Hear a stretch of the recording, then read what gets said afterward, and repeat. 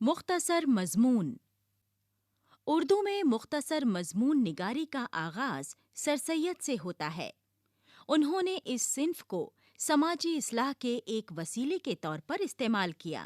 اس کے بعد مضمون نگاری بھی ایک صنف کی حیثیت سے رائج ہو گئی۔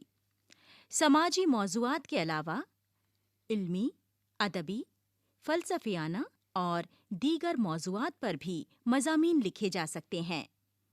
حالی، شبلی، محمد حسین آزاد، نذیر احمد، میر ناصر علی، نیاز فتح پوری، رشید احمد صدیقی، مرزا فرحت اللہ بیگ، محفوظ علی بدایونی، ابوالکلام آزاد، خواجہ غلام السیدین وغیرہ اردو کے اہم مضمون نگاروں میں شمار ہوتے ہیں۔